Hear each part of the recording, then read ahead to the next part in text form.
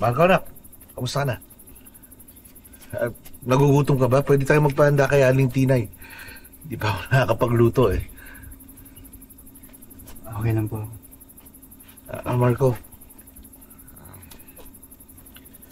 Pasensya ka na ha.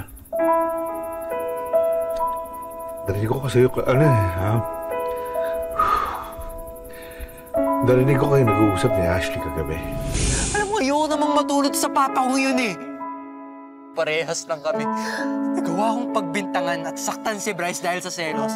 Ano, kagaya na ng ginagawa ni Papa sa mga lalaking mapapalapit sa mama ko? Yeah.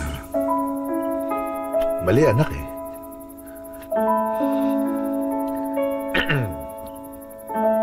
Malayo-malayo ka sa akin. Magkaiba tayo ng daan na tinatahak. Ikaw, ang pinakamagandang version ko. Kung meron ako isang bagay na naipagmamalaki sa buhay ko, ikaw yun. Napakabuti mong tao. Kahit ako ang naging tatay mo.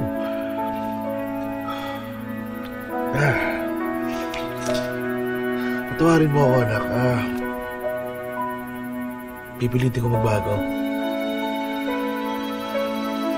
Sana. Pagdating ng panahon na awa ang Diyos.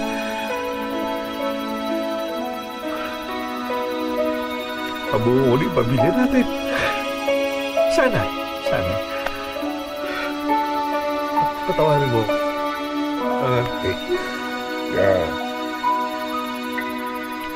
Sabay na? Uy!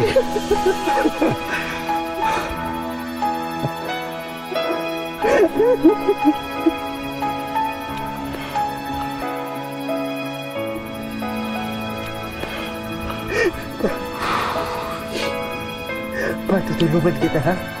Alam ko naman. Salamat. Alam ko naman yun.